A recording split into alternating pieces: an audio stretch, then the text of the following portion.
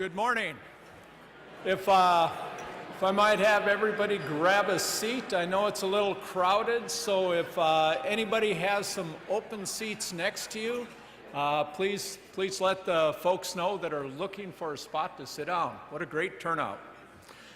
My name is Al Anderson with the Bismarck-Mandan Chamber of Commerce, and I'd like to take the opportunity to introduce Ed Konechka for our invocation. Ed's career in ministry began with 2 years of domestic and international service with the National Evangelicalization Team, easy for me to say, based in St. Paul, Minnesota. Upon returning to his native Chicago, he served as the director of the Retreat Organization of Catholic Kids, the Chicago area retreat ministry. He has served as youth minister at St. Benedict's Catholic Church in Fontana, Wisconsin, and Corpus Christi Catholic Church here in Bismarck. Among his many duties at the University of Mary, he plays a leading role in organizing the annual youth rally for the Diocese of Bismarck and the university's medical missions to Peru. In addition to the University of Mary, Ed has studied at the University of Illinois and the Augustine Institute. Ed and his wife, Melanie, enjoy partnering in ministry, and they have 6 children. Please join me in welcoming Ed.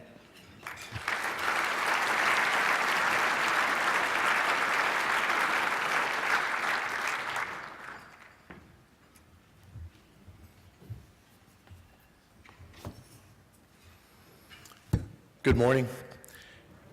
Thank you for inviting me to pray with you today. I have deep respect for the work that you do, and I'm honored to be with you.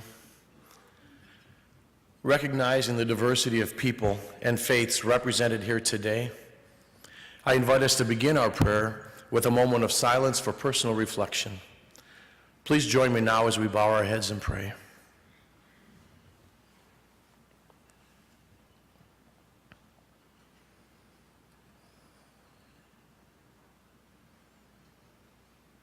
God of all creation, we pause at the beginning of our meeting to give you thanks.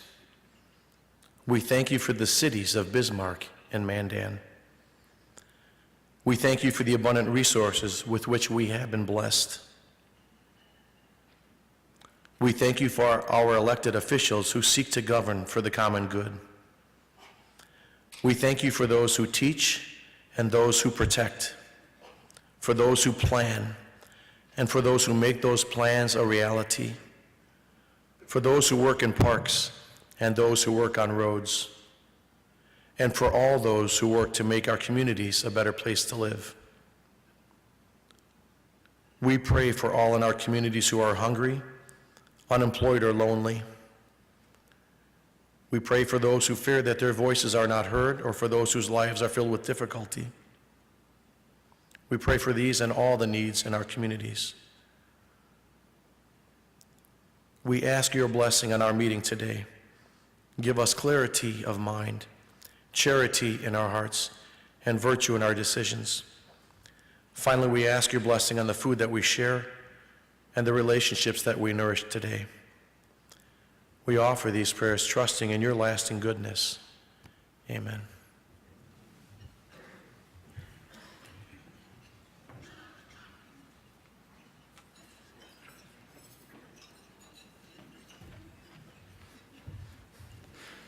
Thank you, Ed. Also, thank you to our sponsors who help make this event possible. You know, our media sponsor, Media Productions, you guys are doing a great job so far. We'll see how the day works. Thank you for being here and providing the staging audio, the controlling production, and a lot of the banners and equipment for this event. Our gold sponsors, Bartlett & West, Bismarck Cancer Center, Bismarck-Mandan Board of Realtors, KLJ, MDU Resources Group, and Altag Engineers, and also our event sponsors, Bank of North Dakota, Indigo Signworks, and Sanford Health.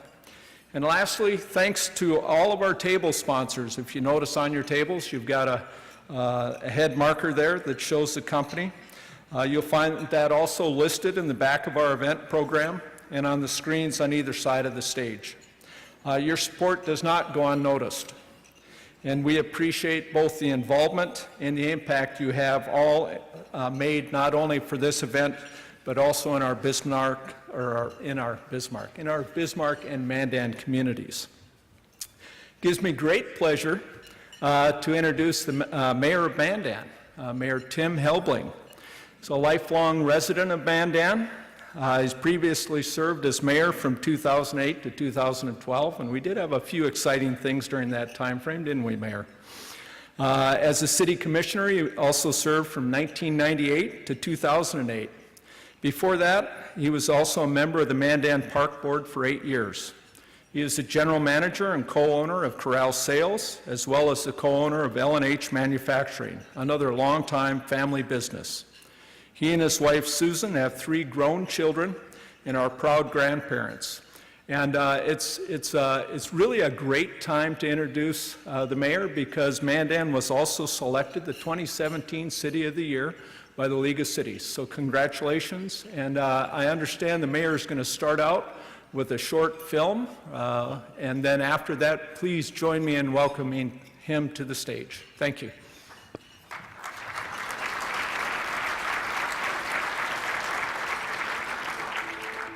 You know, there's just something about this area that the rest of the country just doesn't have. To me, it's a place that's growing. The business environment in Mandan has been growing quite a bit in the last couple of years. It's just been amazing, the amount of growth that we've had in the city. New businesses popping up. Housing developments are expanding, recreation's expanding, with good access to jobs in retail and great schools. It's a good place to grow up. Moving to Mandan is opportunity. It has a lot of great culture. There's a little bit of everything here. Mandan is the hub for the surrounding communities. They'll shop first in Mandan before they go to Bismarck. We really enjoy that competitive edge. The business community and climate is wonderful here. If you're unemployed looking for employment, you can find it. A handshake in this town goes a long ways. The city is very easy to work with. They have a lot of programs and options available for businesses that are starting out. We could locate anywhere in the country, but we do think Mandan has a thriving business community with large town amenities. The public education in Mandan is excellent. Our students are #1, and we take a team approach to prepare our students for the future. Both my kids are in the system, have done excellent and excelled in everything they've been in, athletics and academics. Lots of activities are available in Mandan. All within minutes of town, you have camping, hunting, fishing, canoeing, kayaking, mountain biking. Harmon Lake is just to the north of us. Fort Lincoln, Huff Hills to the south of us. Raging Rivers is wonderful, you know, our parks are great. There's lots of fun in Mandan. There's just a lot of different things that are available for families and kids to do in Mandan.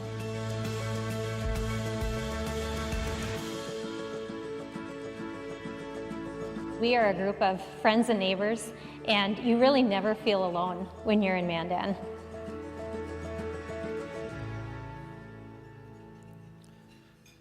Well, good morning, everyone, and welcome to this great event this morning. I'd like to thank Al and David and all of the chamber staff for inviting us over to tell our story this morning, so thank you very much. Also, I looked at the paper this morning when I got up, and I'd like to congratulate Mayor Seminary on his re-election bid. It takes I guess like my wife would say, a special kind of stupid to re-up for something like this, but I guess there's a few of us in the room there that are stupid, I guess, so hopefully in a good way. Okay. I gotta figure out how to use the clicker here. Okay. Something that we're very proud of is Mandan was selected to be the 2017 North Dakota City of the Year, and I'd like to thank Parks Director Cole Higlin for nominating us for that. And the one caption from the Bismarck Tribune, Mandan keeps finding ways to improve. It wasn't that many years ago that Mandan was in the midst of a remediation, getting rid of underground fuel. The city demolished a number of old buildings downtown for a period. The area had a desolate look. The changes since have been amazing. And I was through all of that, and back in the 90s, it wasn't a time you really wanted to be an elected official because your phone was ringing constantly. There was a lot of negativity in the community, and things have sure turned around, so thank everybody for that. Okay, we have our elected officials, And I believe everybody is here today, so if you'd all like to stand up. Scott Davis, Dennis Rohr, Shauna Labor, and Mike Brown, they're all here today, so thank you very much for all you do for your community. We also have some very important staff here today. I know the fire chief was here, the police chief's here, city administrator, Alan Huber and Carrie from our business development office are here, so thank you very much for all that you do. And attitudes are changing in Mandan. We're very good at going back over the years and doing surveys to see what people think and what people want to see. And if you look back to 2014, some of the attitudes weren't very well. You go up to 2017 and most of it is very favorable. So a lot of things that the city has done over the years have been very well received. We actually do listen and take to heart what people say to us and what they want to see change in our community. The projects that we'll take a look at in these next slides here are just a small selection of the presentation and some examples of the community investment occurring this year in the community. We have the Family Wellness Center. That was a partnership not only between the city, the park districts, Sanford Health, and the YMCA that's been very well received in the community. The Starion Sports Complex, if any of you haven't seen that complex, it's a beautiful facility. It's already very well used. It consists of 2 hockey rinks, gymnastics facility, a football and track field, and we look forward to hosting more games and tournaments in that facility. Business expansions, Sanford Health and the Good Samaritan Society partnered under the umbrella of Prosperita to build a new 120-bed rehabilitation and skilled care center in southeast Mandan, known as Miller Point. This was a $22 million project, and it's located right next to Prairie West Golf Course, as you can see in the slide there. It replaces Sanford's former Off Collins facility and provides opportunities for many more jobs in the community. Here we have a new, on the sign it says Tesoro, but they're now known as Endeavor, a new administrative building for Endeavor. And that's a 35,000 square foot facility, and they're also going to construct a 4,000 square foot lab along the Old Red Trail property.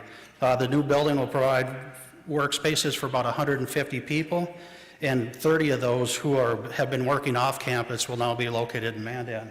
And the interesting thing about this is most people think the refinery is actually located in Mandan. It's actually in Morton County. These are the only buildings that are actually located in the city of Mandan, so we're very happy to see that.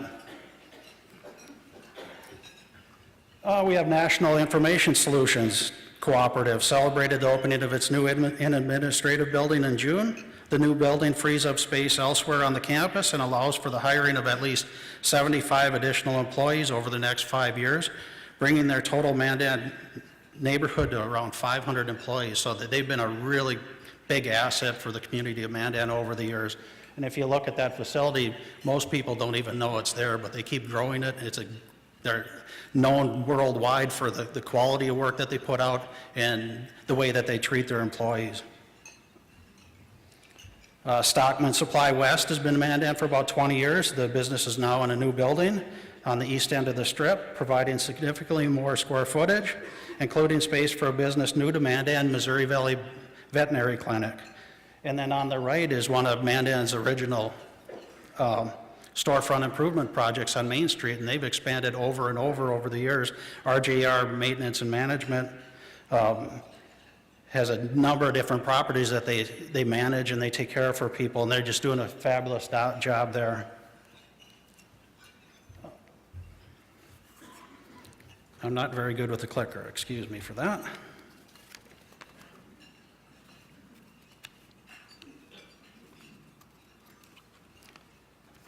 Okay, and here we get back to some more of the surveys. And this is a 2017 survey, and most people want to see more restaurants. And as we go through these slides today, you see that we've spent a lot of focus on doing things out of the ordinary that most cities don't have to do to get restaurants into their community. So as we go along, we'll point out some of that. Number 2 and number 3 are kind of interesting on the survey. Everybody wants to see lower property taxes. but they want better streets, and that just doesn't work very well together. So I apologize for that one. There's not much we can do with that one, and more retail shopping.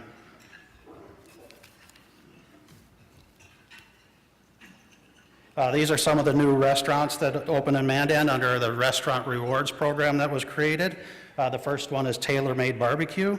The Taylors, along with the building owner, invested in the storefront improvements and opened in December of 2017, serving up brisket, ribs, pulled pork, smoked turkey, and more. They're receiving many honors, most recently named the top barbecue joint in North Dakota by Chowhound.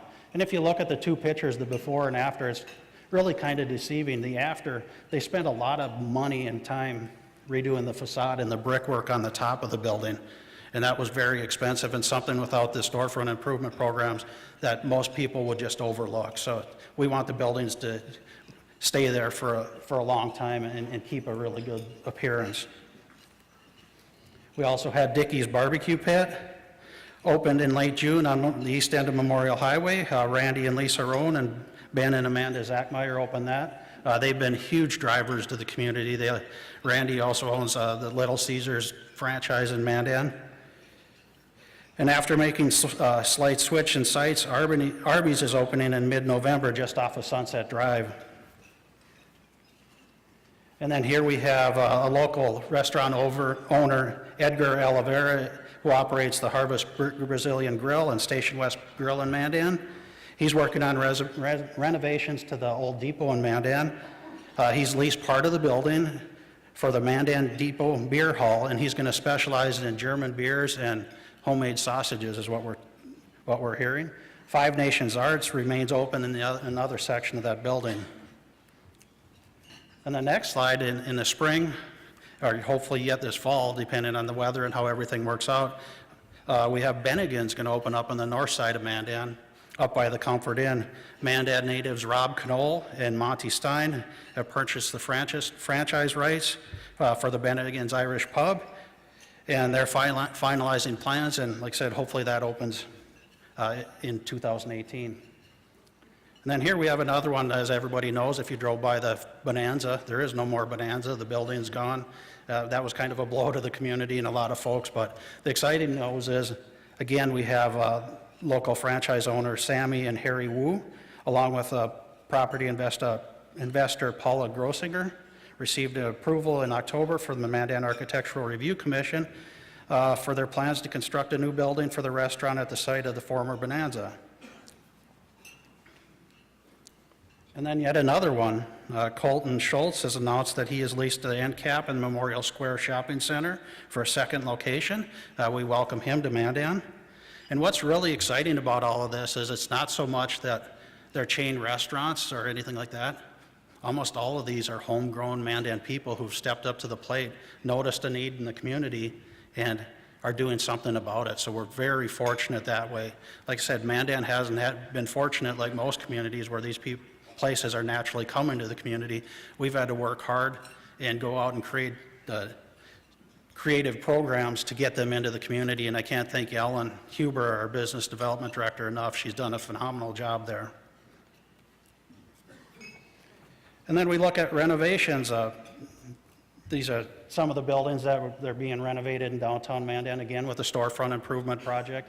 It's money that the city put up. You can get $30,000 for a storefront to redo the storefront, or $60,000 if you're on a corner lot. That's something that we developed years ago to try to get investment in the community. And when they use these monies on the exterior of the building, even if the business fails, at least you still have a better looking building for all the citizens to drive by to see. And it's really helped our community to grow and change people's attitudes. In this one, we have some young entrepreneurs. They're working to make it home of the Dielectric Brewing Company, and they're applying for their federal brewing license while also renovating the building. And if you look at that arrow there, they've changed the storefront.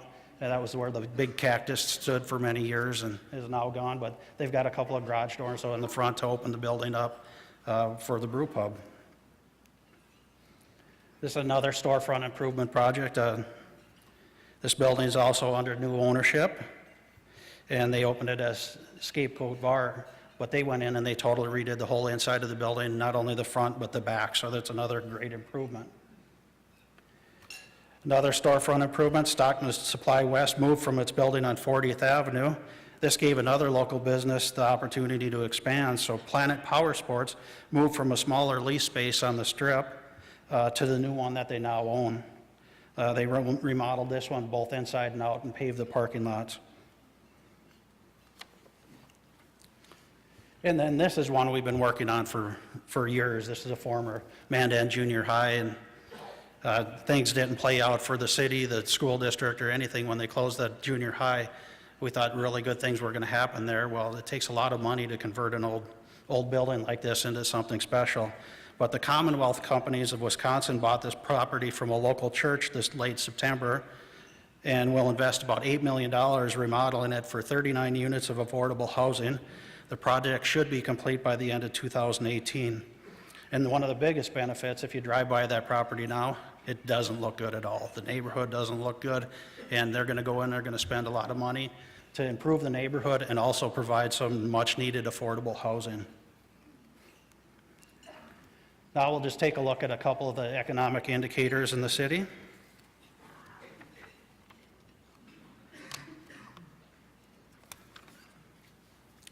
Residential growth. Mandan's population was nearing about 22,000 mark in 2016, according to the Census Bureau, and that's up 2% from the previous year. Looking at 2017, Mandan has issued about 198 new residential units through the end of October. This level is not as high as during the oil boom, but still represents steady growth, more similar to our averages. On the topic of residential growth, a development expected to come in line in 2018 is Mandan Hills, and this is right behind Cooper Chevrolet, the big Mandan sign there. The developer, Mike Cook, put in the water and sewer this summer for phase 1 of the project.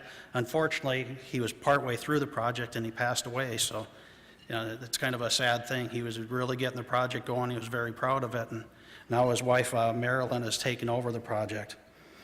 They're looking to start construction of homes on the west side of the development and work their way east.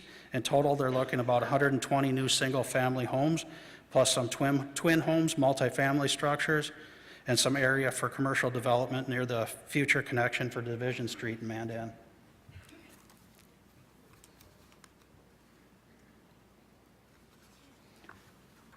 Okay, now we'll look into some of the sales tax and what we use our sales tax for. In 2016, we collected roughly $2.3 million. In 2017, our collections are actually 7% ahead of through September. So we're very fortunate there because we're faring better than most of North Dakota and even the metro area here. So that's kind of a nice thing, and we hope that continues. Revenues from the 1% restaurant and lodging tax is holding even, while the 2% hotel occupancy tax is down about 11%. The latter is likely due to the combination of the elevation that we saw in room stays last year due to the protests, as well as the overall market reduction in room rates because there's more rooms available now. I'll briefly touch on finances for the city.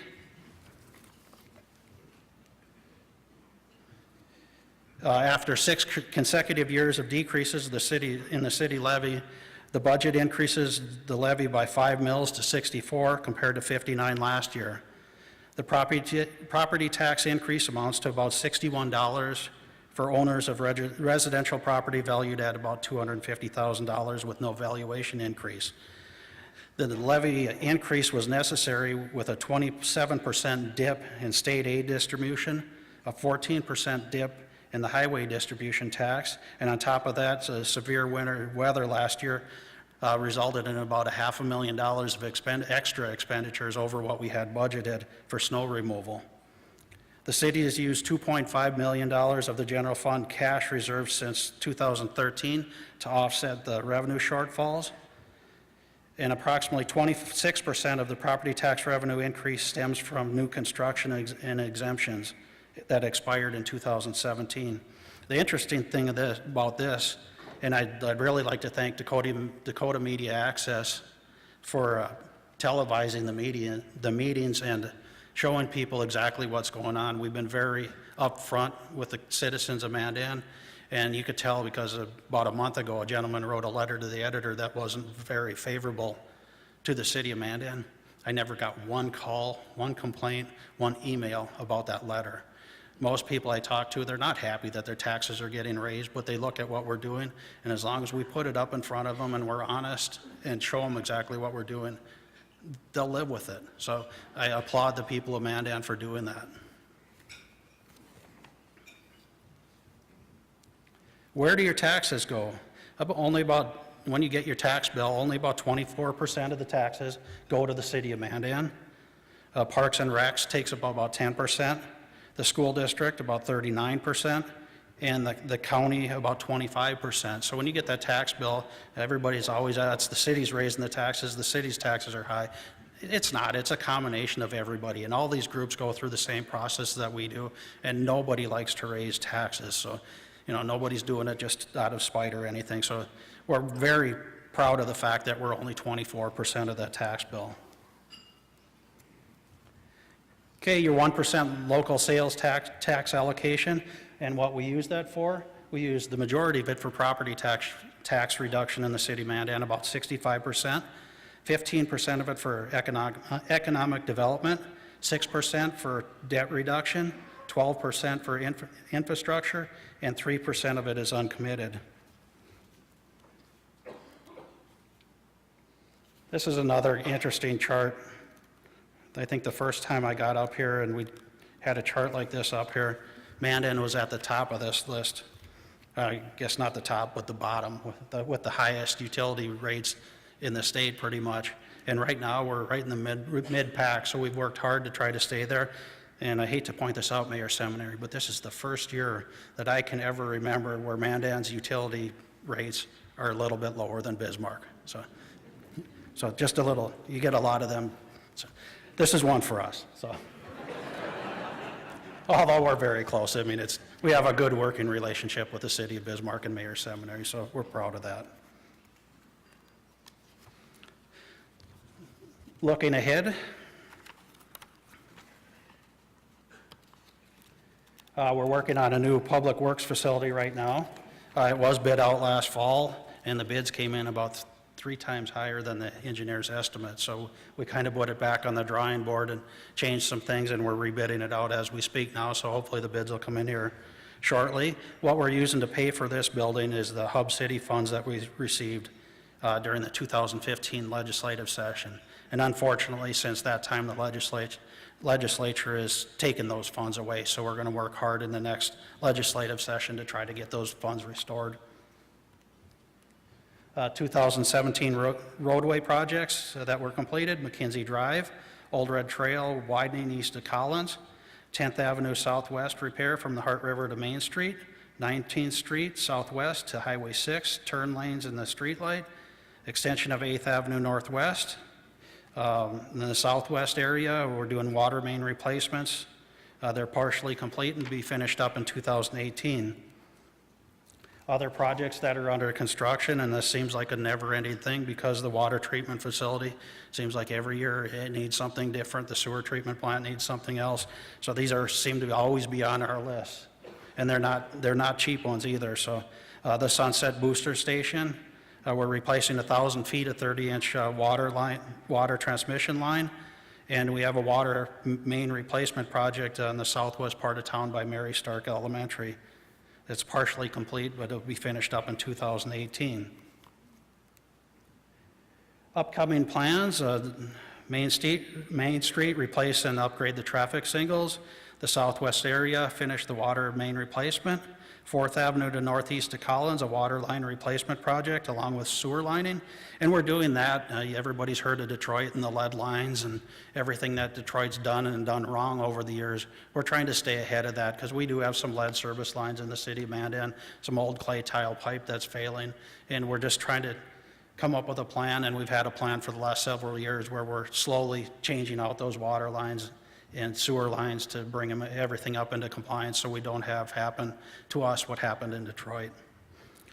In 2019, the southwest area, street and stormwater improvements. I-94 sanitary trunk line extension from Sunset to Collins, and a sanitary master lift station replacement. Looking ahead to 2020, 4th Avenue northeast to Collins, downtown water main replacement, Old Red Trail, 27th Street, 12,000 feet of 30-inch water transmission line replacement. And 2021, we're looking at the downtown streets and avenues, the Collins water reservoir replacement, and the water intake project. So there again, the water systems are just constantly, they're on there every year, and we just keep trying to plug away at it. One of the things that we've been working on, and I remember when I first got on the city commission, the state wanted to redo Memorial Highway, and yeah, it's going to be done in the next 3 years. Yeah, right here we are almost 20 years later, and Memorial Highway still isn't redone.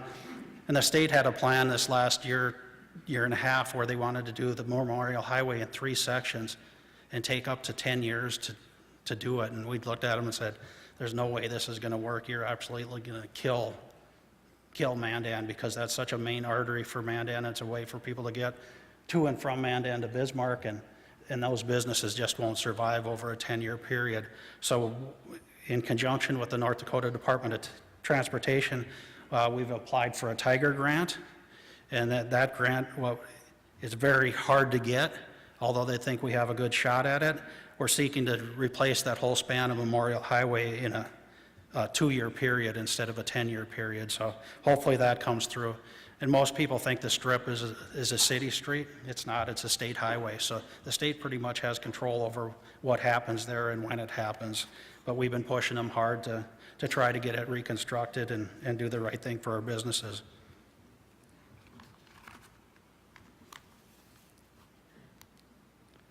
Okay, now we'll go into the downtown sub-area study. We've been working on that. We propose alternatives for Main Street and First Street.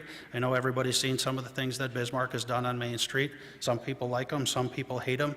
We're going through that same process right now, and luckily Bismarck has done it first, so we know what to expect and what to look for. And thank you again, Mike, for doing that. We appreciate it. So you've taken a lot of meetings that you really shouldn't have to take, but thank you.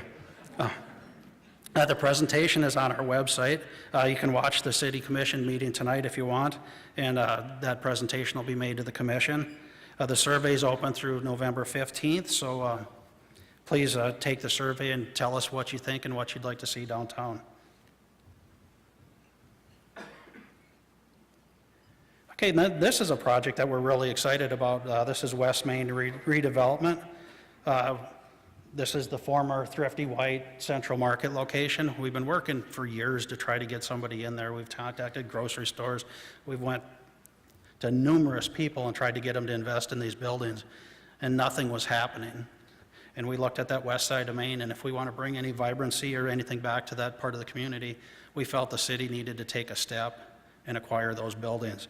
So what we did is we acquired those 2 buildings, and we used the money from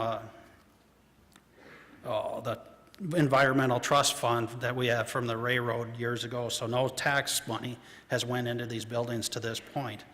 And we got many, many options with these properties on what we could do. And as we looked at these properties and we talked to realtors, we talked to investors, they said the buildings are just too big. We can't take on a project like that. Nobody's looking for 30,000 square feet at the west end of Main Street. So we thought, what could we creatively do with these properties? And one thing we talked about was, one of the scenarios is create a rail yard district. And if you notice item D there, that's a new smaller event center, because that's what people are always clamoring for since we lost the community center, that they want a place to hold weddings, craft fairs, small auctions and that type of thing. So we thought, well, why not create an event center? So nothing fancy, just some place where people can go have a good time and do it reasonably. Then we started looking at it, and as we looked at the old Central Market building, item F up there, thought there again, the building's too big, we can't really do much with it, the interest isn't there. How about if we would do something creative and move the library over into that building?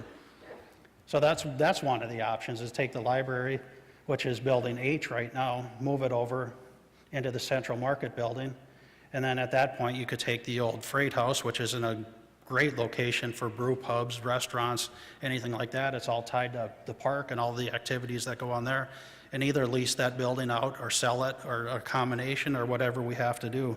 So we have a lot of really fun things going on right here, right now. We've also had investors interested in building B there and constructing a new building, bringing in some franchise restaurants and leasing that space out before the building is even built, along with building some new apartments above it, so we could really create a hub down there.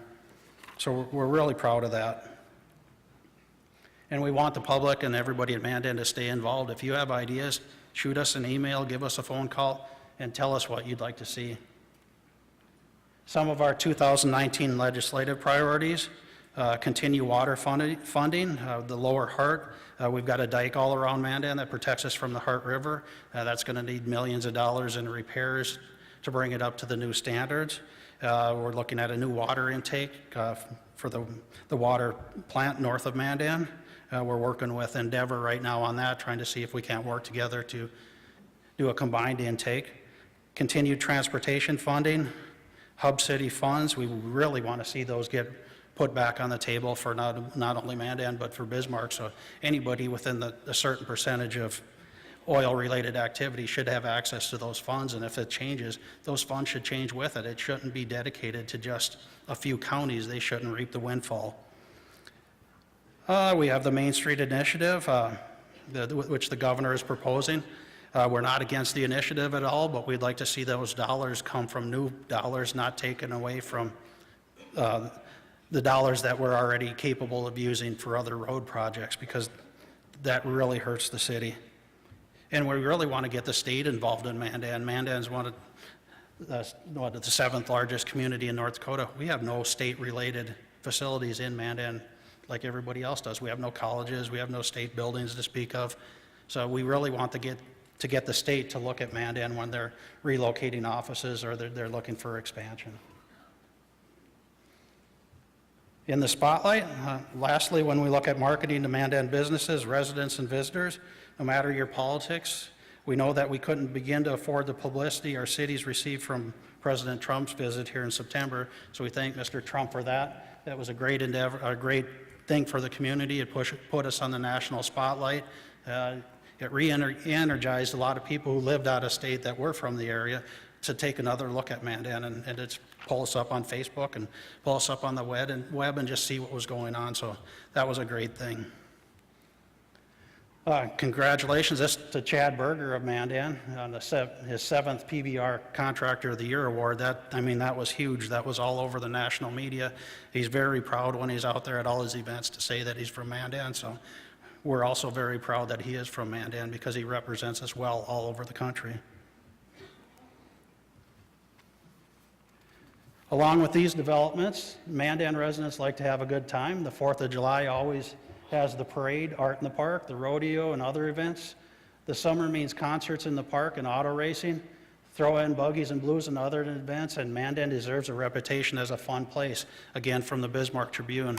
And we can't thank the MPO, Buggies and Blues, the Musicians Association. You just go on and on. We have a phenomenal group of people who keep promoting events in Mandan, and that MPO group has just been awesome at keeping people's attitudes in the right places and bringing them up. When times are down, we always had a fun event to bring them back up.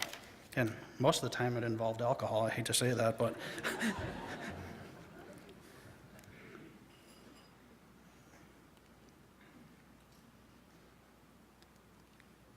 clicker's not clicking. Okay, well, with that, we'll just finish up. And like I said, in Mandan, we have a really good city commission that's working very well together. I think we have a really good working relationship with the school district, which has phenomenal teachers. Every time you look at the paper, somebody's getting an award for one thing or another, whether it's in sports or the teachers getting awards. Our park district has been great. The county has been great to work with. I mean, we're very fortunate in the Mandan-Bismarck community. We have a good working relationship with the city of Bismarck, and Mike, thank you for that. All the city of Bismarck employees work very well with the Mandan employees. When one of us needs something, we're always there for each other. And I'm very proud of the community and the people in the community for staying upbeat and supporting the commission in that direction that we've taken. And again, if anybody has any questions, any comments, don't be afraid to contact any one of us. There's no dumb idea out there. So with that, we'll close with another short video from the city of Mandan, and thank you very much for the time today, and have a good rest of your day.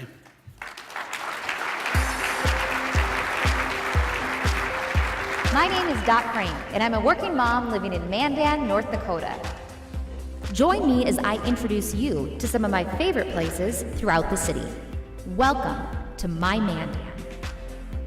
Mandan has a variety of retail stores located throughout 3 commercial districts. One of my personal favorites is Brea, a modern boutique in the heart of downtown. This has the flap. Yeah, that is really cute, yes. Everybody loves their jeans, they're so comfortable.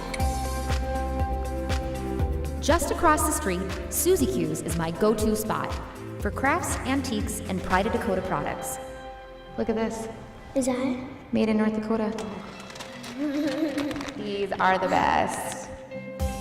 And at Mandan Sporting Goods, Pass Gas Garage, or Open Road Honda, my husband can always find something for his man cave. I think I need one of these. I could drive this to work.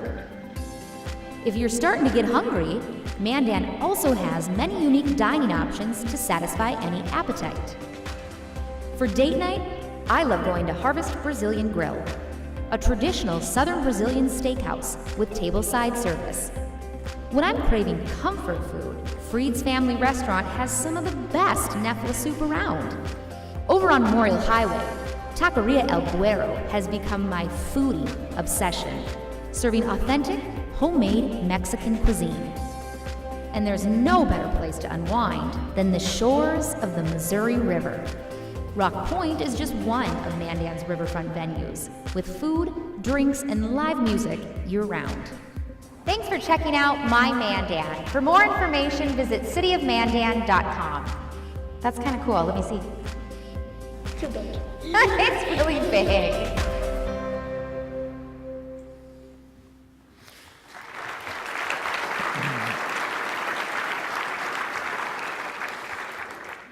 Thank you, Mayor Helbling. And thanks to your wife for, even though she may not think you're the smartest guy for staying in elected office, you've been very good for Mandan, and your leadership shows in the investment. So again, thanks to Mayor Helbling. Now, time to look on the other side of the river.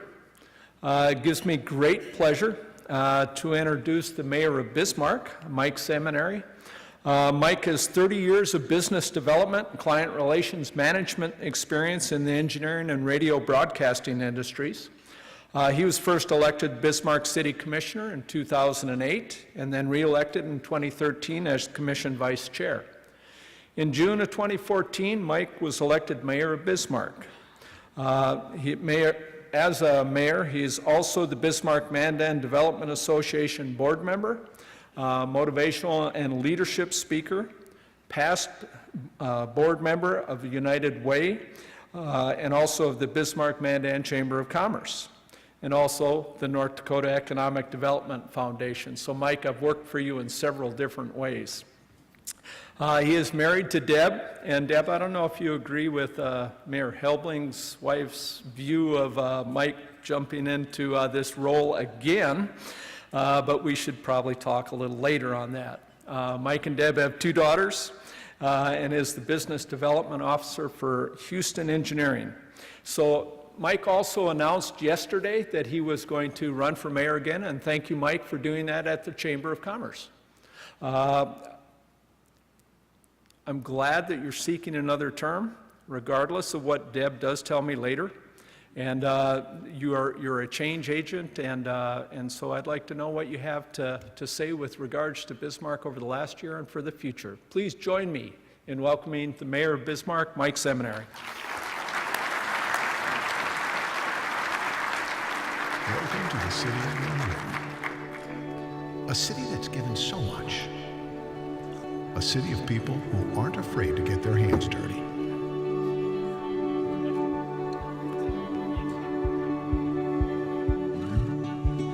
A city of makers, entrepreneurs, musicians, artists, A city of laughter, memories, and people who will welcome others in with a cup of heartwarming handmade coffee. A city of people, young and old, working together. People who explore, live, and grow together. But what makes this place special? Being listed year after year as one of the best places to raise a family. Maybe because we have a community recognized for its safe neighborhoods and revered for its low unemployment. A city where adventure is everywhere you look, where you can pioneer your own story. We've opened a new page to write on for the generations ahead. Welcome to Bismarck. Come write your story. Good morning. How are you this morning?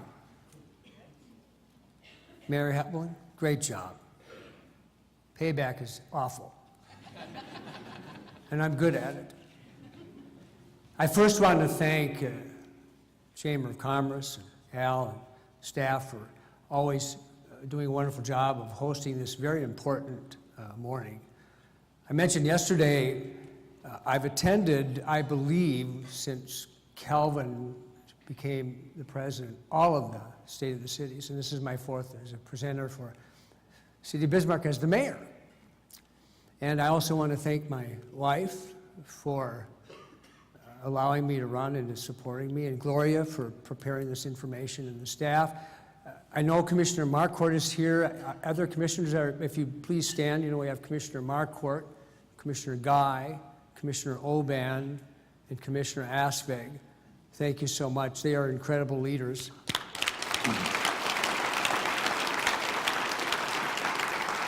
And we have a lot of staff that do a remarkable job of running this city. This year, and I appreciate so much the request of the chamber, they asked us to look at 11 different priorities and then select some that we might want to focus on. I struggled with that because every one of these to certain groups or individuals, and each one of them could be important. And who am I to say that one is more important than the other? I have some information I'll share about that, but I really want to cover all of them because they're interconnected and they can't work independent of one another. This is the city of Bismarck in 1883. About 8 years earlier or so, we changed the name of the city from Edmonton, and I'm going to go through real quickly, by the way, because I'm going to try to get done so we can have time for questions. We changed it to Bismarck for a couple of reasons. One, Edmonton would eventually become a brewery. Two, there was a German immigration impact on our country and in North Dakota.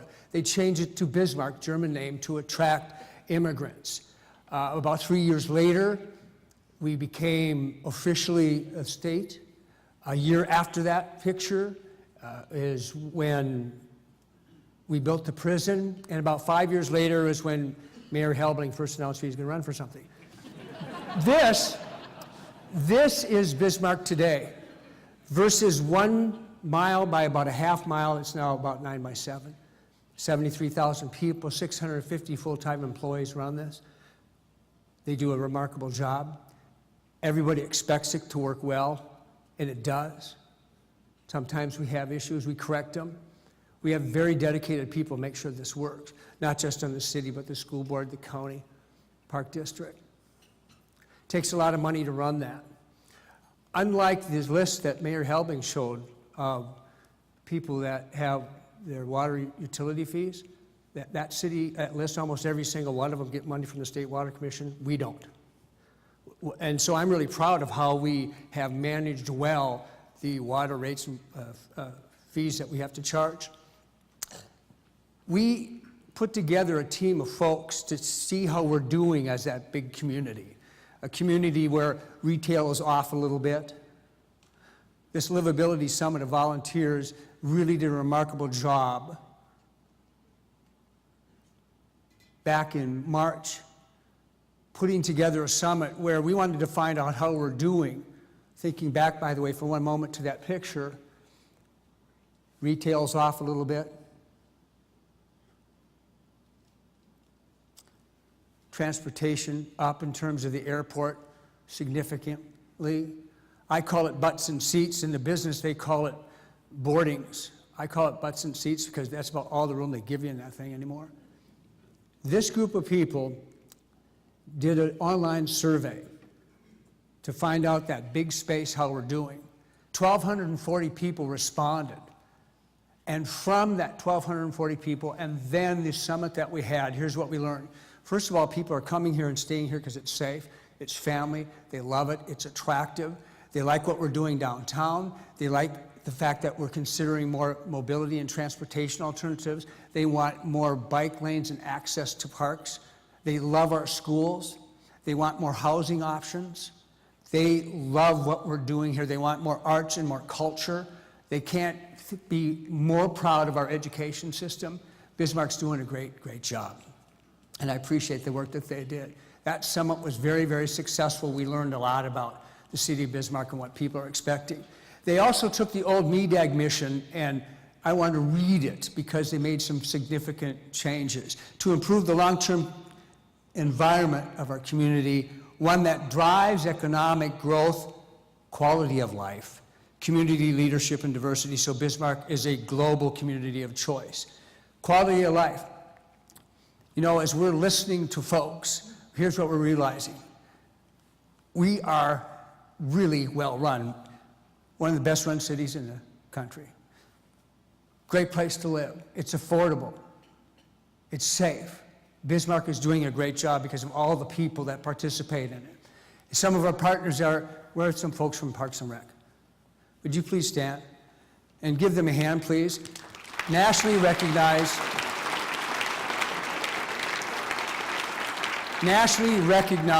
as a gold medal winner. We have an incredible park system and recreation system. My hat's off to you. Folks from school board or the school system, are you here? If you would, please stand up. Highly regarded, highly rated, incredible education system. It's because one of the things they're doing,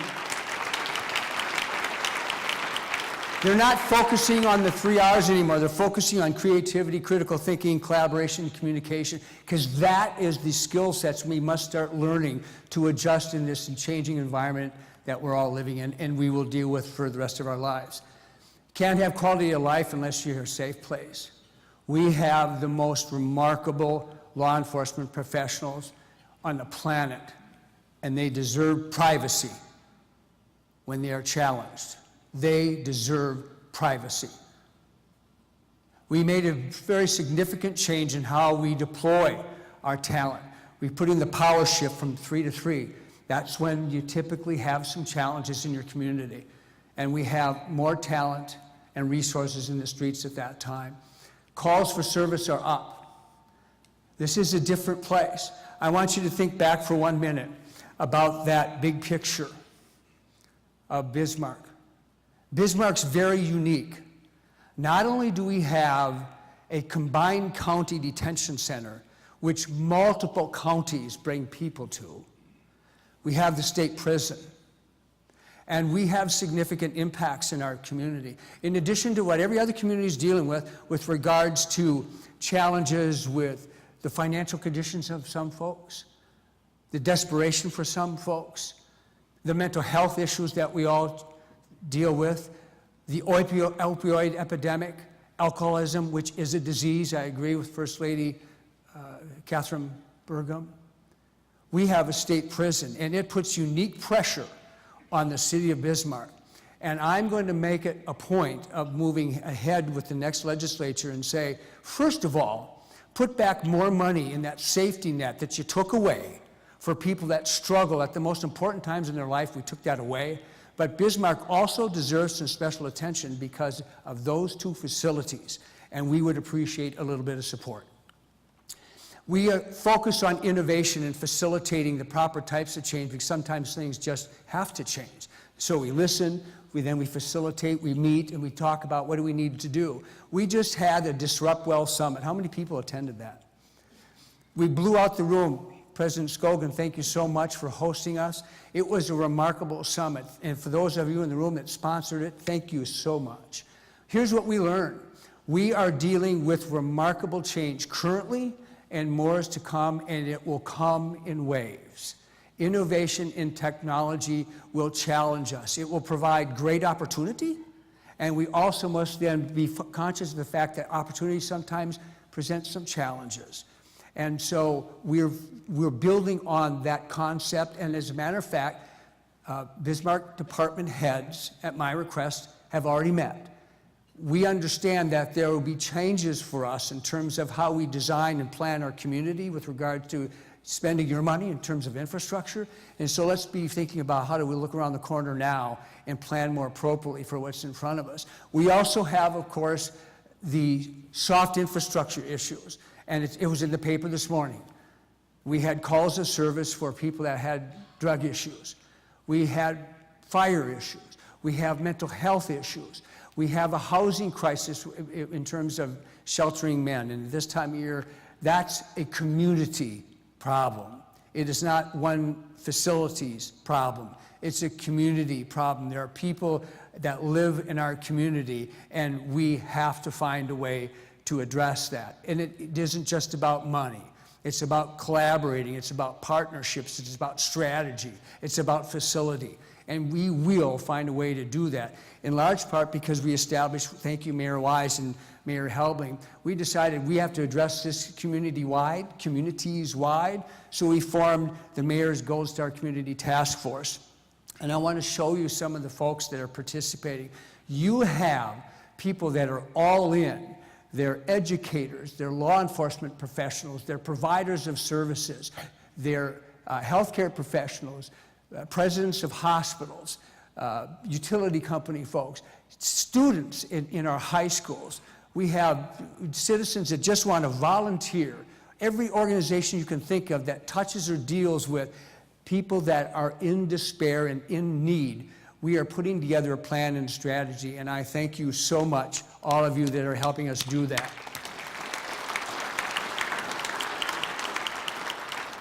So you listen, you facilitate, you innovate, and then you have to collaborate. We just showed you, in terms of the Gold Star Community Task Force, ways that we're collaborating. Mayor Helbing mentioned that we collaborate all the time. Our park districts, our school boards, the counties, the cities, we are collaborating all the time because you have to. You just can't do this alone anymore. And along those lines, I have been making a very conscious effort these past few months to reach out to fellow mayors across the state. These are examples of just, here and west of the river, to talk about something that Mayor Helbing just mentioned that they need in the city of Mandan. They'd like some state presence. We're talking about, collectively as mayors, if we are going to be dealing with significant change because of technology and innovation, and we are, and we will be dealing with more of it, maybe we ought to be thinking about how do we form some type of an institution or a facility, and I'd like to see it in Bismarck, sorry, Mayor, where we are focusing on providing opportunities for young tech entrepreneurs, those startup community folks that we have in our communities that are working hard, never sleep, never shower, never eat. All they do is work, work, work, and create. And then also talk about the policy implications, of what technology might do for us. So we're collaborating. And then when we're collaborating, we're also talking about how do we sustain and maintain all the great stuff that's already in place and then modify those things that have to be modified. Great example is our airport. We're going to spend about $63 million over the next 3 years modifying that airport. It was time. It needed repair. We have a 100-year institution in the city of Bismarck that is remarkable. Our Bismarck Veterans Memorial Library. Is Christine in the room? That is an incredible place for education, for networking, for bonding, for learning. It will be even more important in the future as people have to be retrained, relearn, as we adapt in this new place that we're all going. As I bring up this slide, I'm going to ask Mayor Wise to come up. 3 years ago, I talked about we have about a $500 million lift in front of us when it comes to infrastructure. And as Mayor Helbling pointed out, people want it, don't want to pay for it. Want it, don't want to pay for it. But we need to figure out as leaders how we're going to do that. One of the things that people might not be aware of, the 3 mayors, and then Commissioner Schonert and Commissioner Zachmeyer from the 2 counties, we collaborate all the time on that $4 million that Mayor Helbling mentioned called the MPO, Metropolitan Planning Organization, which by federal law you have to have when you reach a population of a certain size. And Mayor Wise and Mayor Helbling and the 2 commissioners I just mentioned, we have to figure out ways to collaborate, sometimes making sacrifices so someone else can have a benefit to spend that urban roads money. So Mayor Wise, you take a couple minutes? Or 10, if you want all 10 left, you can take that. No. What do you want me to talk about? I'm not even prepared to speak. Hair care style, I don't, whatever works for you. I like the lighting here. I can hardly see out there. Good morning, everybody. I want to thank the Chamber and Mike for inviting me up here this morning. My name's Gerald Wise. I'm the Mayor of Lincoln. I have 3 children. I have a beautiful wife who couldn't join me this morning. She's at work. Lincoln needs to get more involved with Bismarck and Mandan. As a matter of fact, I'd like to start seeing Lincoln's name under some of these banners, if I might. I mean, we are a bedroom community.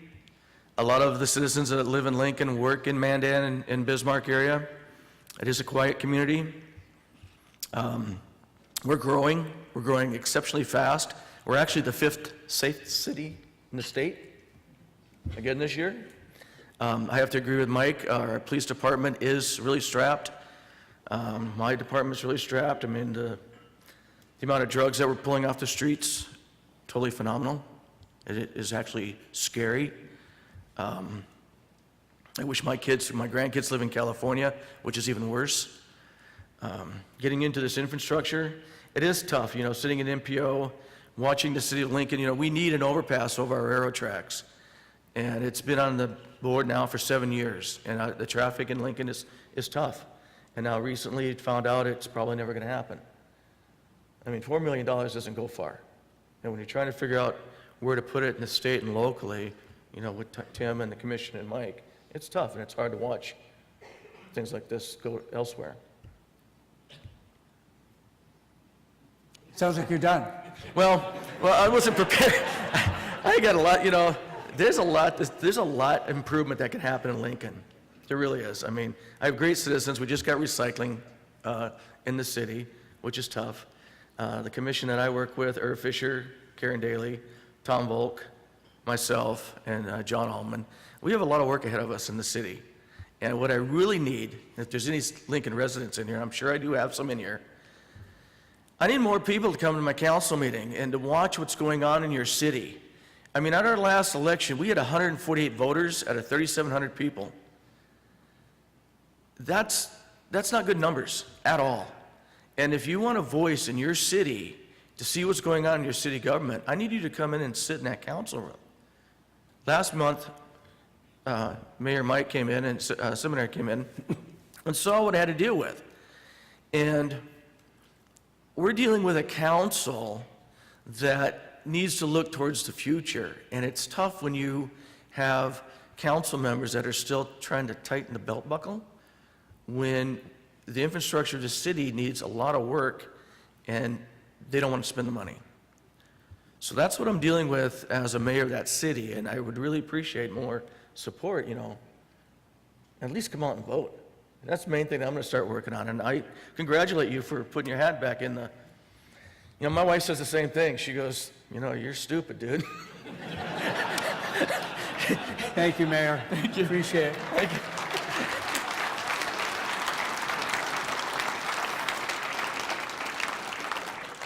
I put my hair in too, Mayor. So the infrastructure task force, we know the livability task force works on that, and then we put, at my request, 2 task forces together. The infrastructure task force led by Commissioner Marquardt and Commissioner Oban, and these incredible volunteers to participate. Special assessment task force. The whole state is looking at this right now. And it's being led by Commissioner Guy and Commissioner Oban and all these incredible volunteers that are helping us figure out, is there a better way for us to handle special assessments? Quality of life issue again. Chief, are you here? Chief Baseflug? Chief, thank you so much. Chief Donlin, you're here too. Please stand up.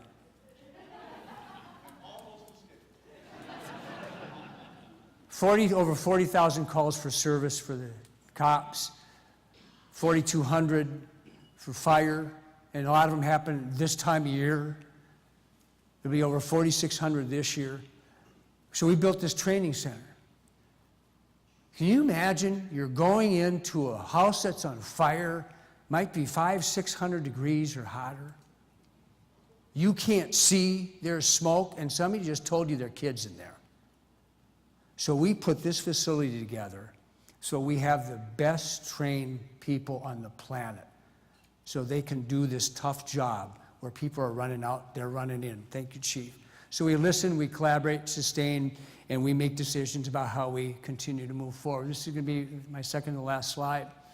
This is a great place. Bismarck's an incredible place. It has a rich history going all the way back to when you first were going to announce in 1886, Mayor. We produced some incredible people. This quarterback guy, this incredibly talented Miss America. We have these incredible institutions in our city that are very, very important to us. It's a great place for family to recreate and to play and to work. But more change is coming. That car, I was in something kind of like it during the construction zone on the Red River. I mean, on the I-94 across the Red River, Missouri River, excuse me.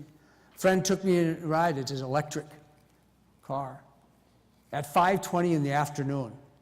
And he says, I'm going to put it in autopilot. Watch this. And I'm watching on this iPad on wheels, this big screen, how this car on its own is going through the construction zone at 5:20 in the afternoon. And I'm going, first I was thinking, I need Depends. That was the first thing that went across my mind. Then I thought, this is amazing. And then we got to a place, he said, Mike, I want you to sit back. So I sat back. You know, I want you to put your head back. I put my head back. He punched what you used to call the gas pedal. My hair is still in the back seat. When a car, electric car, can go to 0 to 60 in about 3 seconds, that's something pretty impressive. And in time, they're all going to be autonomous. It's a function of time. We are going to change transportation in this country because we can. Transportation as a service has become something that we'll all be talking about in the future. We'll be having more and more robots that are smarter than us. They're already faster. They can do things 10 million times faster. Some of them will be smarter. Yes, some of them are already a lot smarter than me. I understand that. But because of technology and innovation, every institution, every organization, everything is going to change. Some of it's going to be great. Some of it will challenge us. In closing, I'll say this. The CEO of one of the largest financial companies, accounting companies in the world, KPMG, Lynn Doty, recently said this about this technology, where they're building their own disruptive innovation center. It's where I kind of got the idea for Bismarck. She said the next 3 years, new types of partnerships and collaboration must exist because everything's going to change. I agree with her. I also think we have to have the ability to look around the corner and think of change before it even gets there, because it will change so fast you can't be reacting. So on behalf of my fellow commissioners, the city staff that is here, thank you again, Al, for the opportunity. Bismarck is a great place, and it's going to get better because everyone takes a piece of it and does something, whether you're elected or not. And I'm the mayor of the city, and I'm proud to be it, and thank you so much. God bless you. Now we're going to take some time for questions, right? Thank you.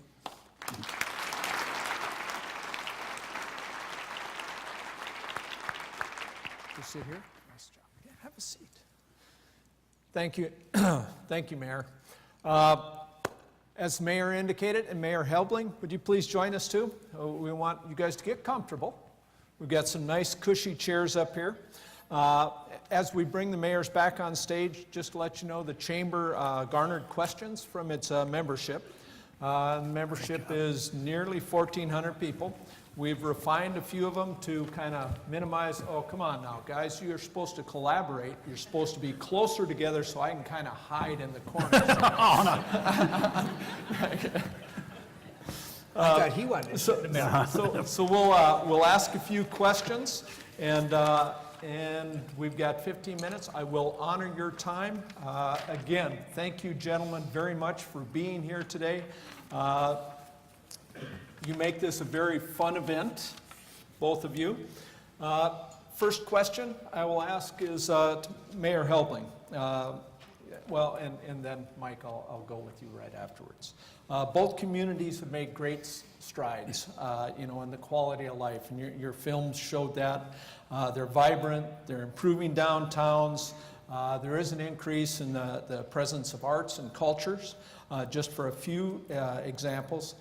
Quality of life is vital, especially for bringing in new workforce, for retaining the talent that we already have. What do you see as the next step for continuing to improve that quality of life in your respective city? I think we have to continue down the same path that we've been on, but I think we have to take it a step further and look at the younger generation and how they communicate, and not only communicate with one another, but how they're going to communicate with the city and the different counties and the different groups that have to get together and collaborate. It's going to change. I mean, we need to be on Facebook constantly, Twitter, I mean, you name it, and we have to look at that, and we have to try to evolve as a city to try to reach those type of people and keep them involved so that they keep bringing new ideas and keep us fresh in the game. And thank you, Mayor. And you know what? Who would have thought 20 years ago when I moved to Mandan that one of the key conversations is, do we need bike lanes on Main Street or on First Street and things like that? So I compliment you on that. Mayor Seminary. Thanks. Yeah, I agree with Mayor Helbling. A lot of things you have in place, keep moving them forward, especially our collaborative effort on Mayor's Gold Star Community Task Force. That's going to be really important in terms of quality of life. And I also concur that finding ways to give opportunities for all of our young entrepreneurs. And I look at it maybe a little differently. I want to make sure that we encourage them to form loosely joined networks instead of hierarchical organizations, because that's how they work best. As I watch them and participate in their Million Cups and their startup community efforts, they just go and get things done. They have a shared mission. Some of their goals might be different. They just go out and get it done. And while they're doing that, they're creating opportunities not just for themselves, but for their peers and their friends, which means we're all going to benefit. Well, continuing on that topic of workforce, we received another question from our membership. With unemployment still so low, businesses having trouble attracting that affordable workforce, high housing prices, apartment rents have made it difficult to attract various labor tiers in the market. What efforts are currently going underway to address those issues? Looking ahead, what opportunities do you see to impact these challenges? And I'll start with you, Mayor Seminary. Thanks. You know, first of all, the cities have very little to do with housing or rents. Yes, we have ordinance or policy. Most of them are handed down from federal government, state government, whether it's water quality, stormwater management, those types of things, construction practices to make sure things are safe. And if we overreact, I sit down with people like Brian Eisman. I saw Brian, and he says, maybe you ought to modify this. That is what it is.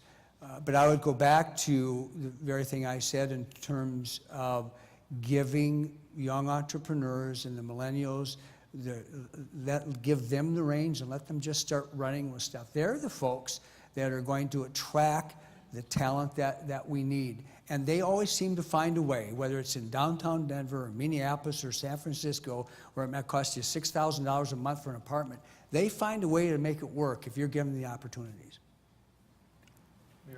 Just to expand on that a little bit, you know, I think we set the policy. You know, we're not driving rents, as Mayor Seminary said. I'm a big believer in government should stay out of private business, and we should. But I think we need to make sure that all of the proper channels and ordinances are in place, so things like the former junior high can happen, that we can bring these groups into town.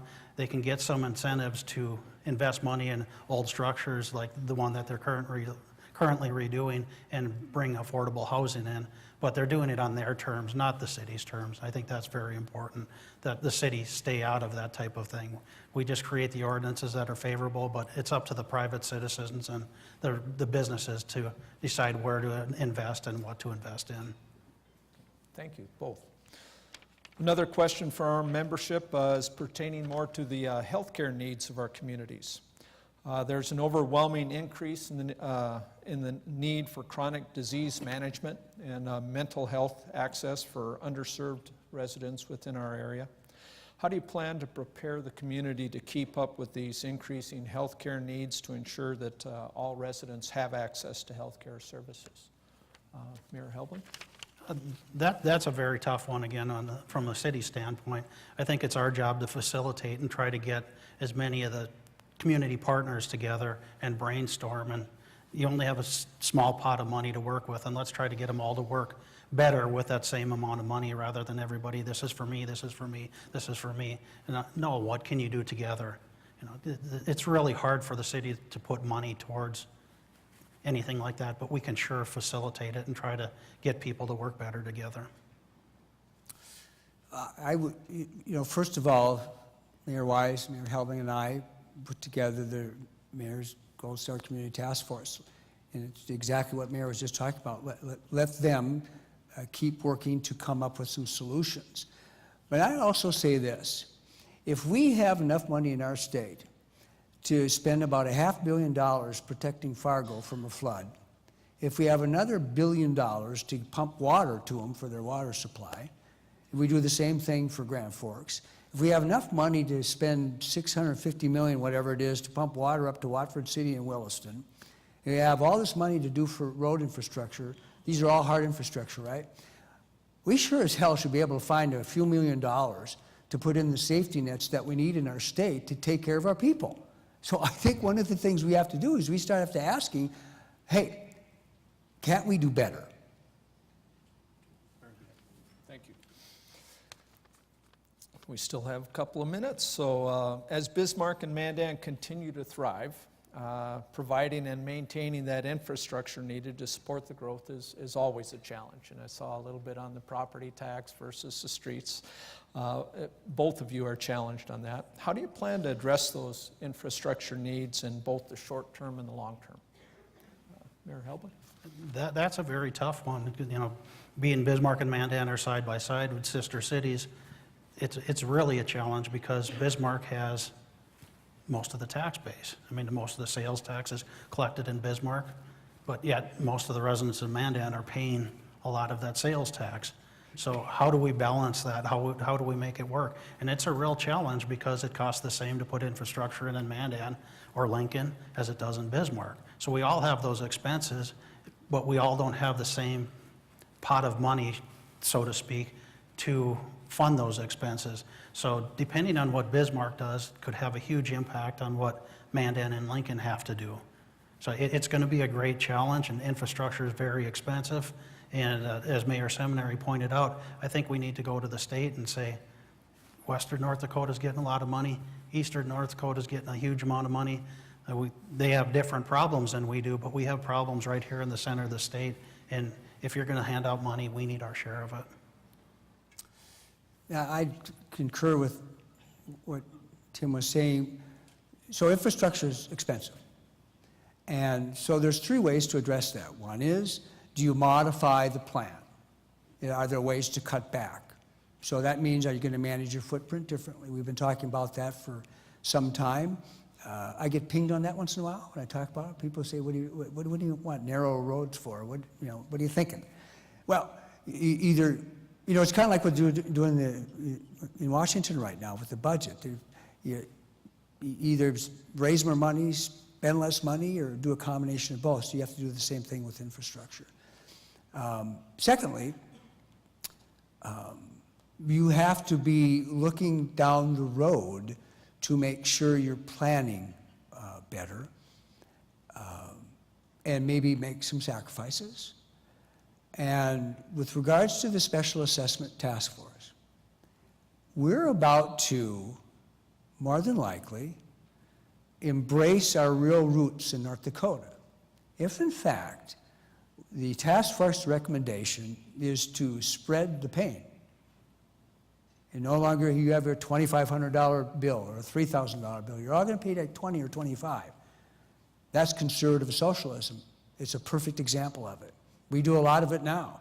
We have power co-ops, water co-ops, electric co-ops, phone co-ops. This is another form of that. And that's why I said the whole state is looking at this. So if we decide to go that route, and I'm not going to express an opinion, it sure on the surface makes a lot of sense.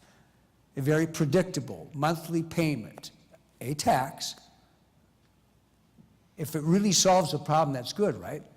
That is one way to handle how we change looking at maintaining infrastructure and simultaneously planning the next levels of infrastructure, because the payment structure is going to be very different.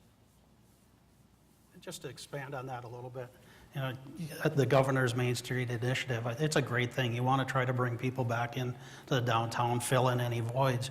But if you look at the differences between our two communities, while we have so many similarities, Bismarck has a lot of flat land and a lot of different directions that they can grow. Mandan's long and narrow, you have the interstate, and you have the rivers. So we have different challenges. Although we're right next to each other, our challenges are much different. And another thing, being in government, do we want to tell the people what they want? There's not many people in this room that want to live on top of each other in a little cubicle downtown. Most of these people are trying to get a couple acres out in the country where they can play around and have their toys. And so is it up to the government to dictate where these people should live? To some extent, yes, we need to fill in the inner cores of our city, but I don't think the government should be dictating where and how these people live. Well, and I've got time for one more question, but before I go to that, I want to personally thank both of you for spending the morning with all of us and sharing a little bit of your vision and your successes in the past. And so this is a great question on what do you see the long-term vision for your cities? You know, what gets you excited about the future? And I'll switch back over to Mayor Helbling, if I might.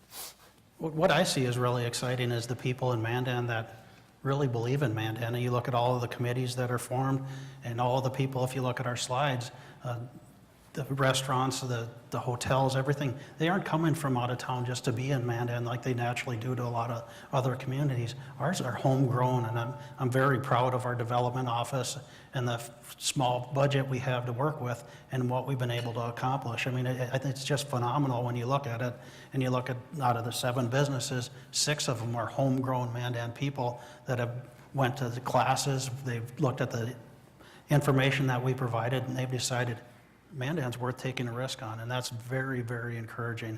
And in part, it's not just the city, it's the school district, it's the parks, it's the county, it's all of us working together, and they're seeing the good, and they want to live here, they want to be here, and they want their kids to be here, and that's very promising. Yeah, I would concur. It's about the people. If you think back to that 9 by 7 mile aerial of Bismarck, I couldn't begin to start a list of all the entrepreneurs that are starting businesses. There's just, you know, it's a bigger footprint. And so people are putting a stake in the ground, taking ownership. We have, as you saw from the Infrastructure Special Assessment Livability Task Force, we have people engaged that want to make a difference, that want to stay involved. We have individuals that are driving arts and culture and music. Bismarck is uniquely different. I moved here in '85. Things were pretty much dead in '85 because we were going through the oil bust. And it stayed pretty flat for a while. We had a couple of peaks. Well, the past 8 years, things have changed dramatically. And while it's now tapered off to what I would call fairly normal, compared to that unsustainable pace we were at, we just have people that are really driving where Bismarck is going to go next. So let them do it. Thank you again very much. Please join me in thanking the mayors for spending the morning with us. Thank you. Thank you. Awesome job. Nice job. Thank you.